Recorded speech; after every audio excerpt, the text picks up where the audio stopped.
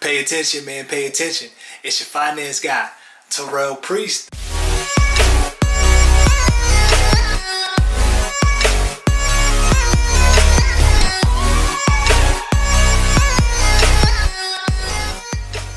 First and foremost, let's thank God for another day. All I ask is if you take anything from this video, that you please like, share, subscribe. This helps build the channel, grow the platform, so we can help more people and get the eyes of some of these experts so they can come on the show and help us out. So this week, I want to take a break on the finance stuff, and I wanted to challenge you guys here on the health aspect, right? So the motto of everything is going to be, let's get better. So we're getting better in life. That's going to be finances, health, relationships, everything that we can think about going forward, all right? So we've been following. We learned a lot of things, all right? So we learned how to save money. We learned how to use credit cards correctly, get rid of debt. We learned how to buy homes, how to invest, right? All type of things. Learn how to wrap it up and actually insure yourself with life insurance and things of that sort. All right, so now once we get into this financially free state where we don't have to worry about, how we're going to feed ourselves or how we're going to pay a bill, there's bigger things out here in the world that we need to worry about, and health is going to be one of them. So we always hear the words or hear the saying, health is wealth.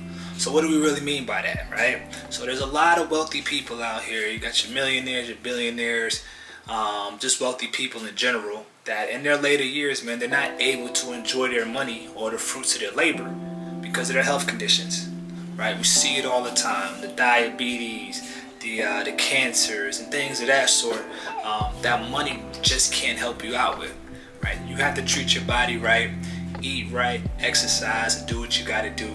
So in this episode, man, this is going to challenge you guys on a couple of thought processes and how we can get better going forward.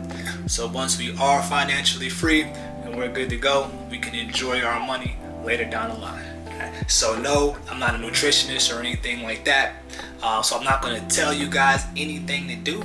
I'm just going to challenge you. I'm just going to ask questions.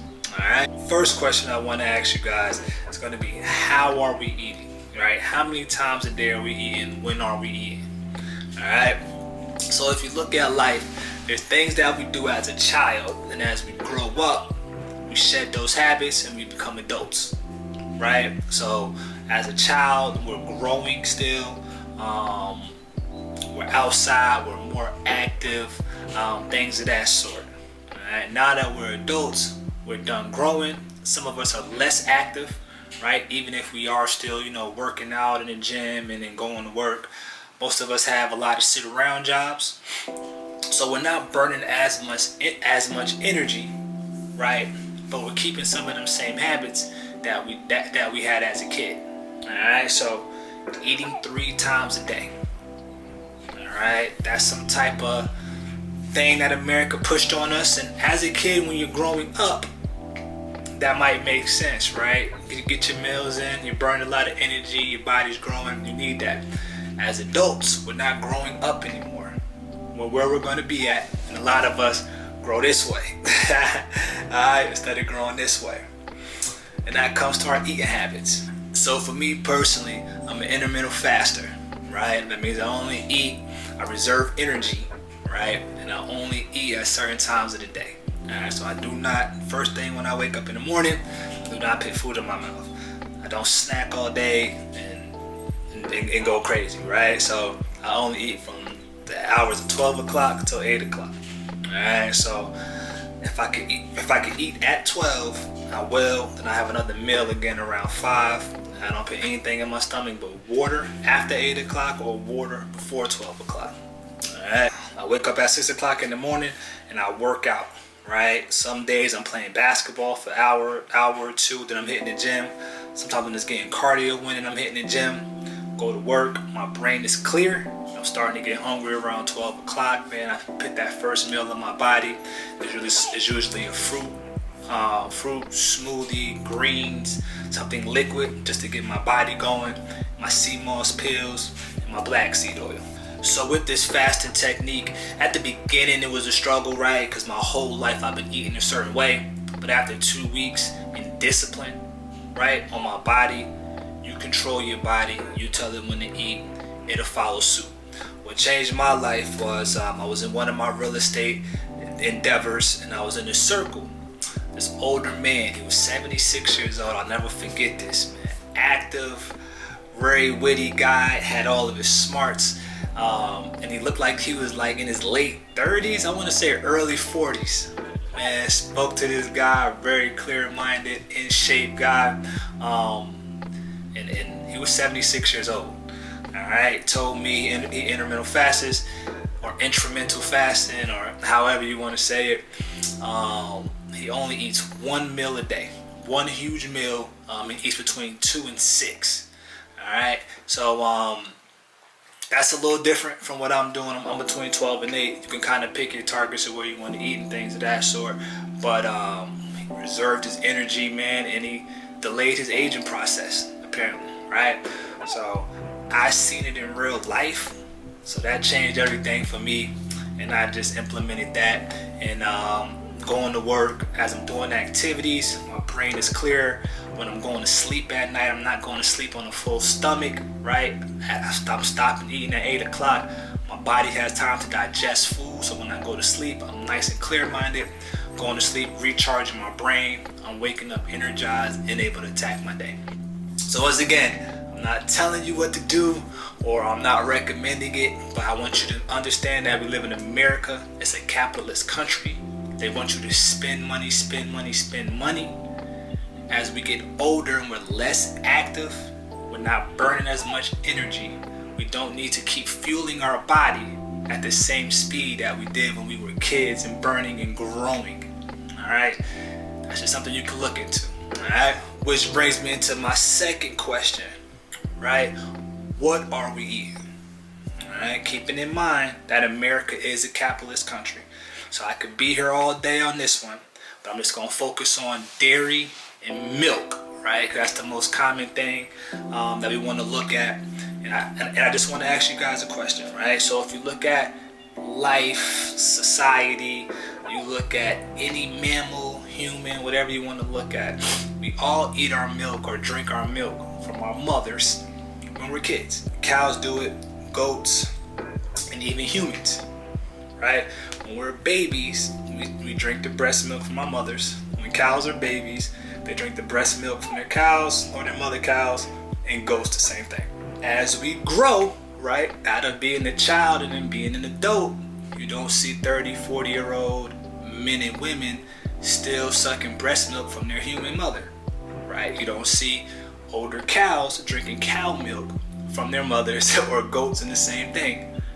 But somehow, America put an athlete in front of your face, gave him a milk mustache, and told us that milk was good for us, put it in a bottle, and now we as Americans, we consume dairy and milk products daily like it's part of life. If that milk wasn't in a bottle, would you go to a cow and get under a cow, start sucking off his titty?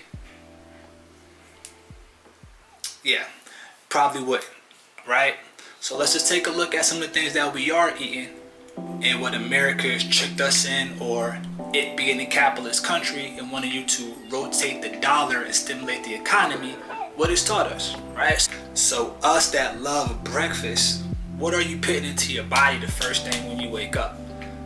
Cow post, you're still drinking milk, right? Some of us are drinking cereal, right? It's a bowl of sugar, right? That's gonna work for your body, right? First thing in the morning, we're gonna put a bowl of sugar in our body with some milk. That's a good breakfast for us, right? I'm talking about eggs, bacon, what else Americans we like eating for breakfast? Like, so just think about what type of stuff that is, right? So that's chicken fetus. You're looking at pork butt, right? This is the first thing you want to put in your body in the morning. Do your thing, you know what I'm saying? I'm not telling you what to do, but as we're freeing up financially and we can start thinking about other things and more important things in life, I challenge you guys, health is wealth, right? It don't matter if you got $100 billion when you're 50 years old. If you got diabetes and losing your legs and a cancer that you can't beat, no amount of money is going to be able to overturn that. You can get help, right? And you can go to the doctor which is the biggest business, trillion-dollar business in this world for a reason, right? Why we're one of the richest countries, if not the richest country, but we are one of the most obese countries, right, in the world. There's a reason for that. It's the food we're eating. If you ever travel outside the country, you'll see the difference, right? They don't have these chemicals that we're addicted to. Their portion sizes aren't the same, right? They're not a Big Mac, large fries and grease and all these chemicals and processed meat. So I just challenge you to really look into what you're eating and what you're putting in your body every day. As we free our brain up financially and we don't have to worry about other stuff, now we can start worrying about our health. Alright? And last but not least, I just want to challenge the excuses that we're going to make about how something runs in your family, right? It's genetic to be this way, or diabetes or what have you runs in the family. Does it run in the family, or is the eating habit running in the family, right? At all the family reunions, all the cookouts, the way your mom and your grandmother, the foods that they ate, is that how you're consuming food? And that's how you're contracting that disease or whatever health problem is, restricting you in life, right? So let's look at that. Our eating habits. Health is wealth.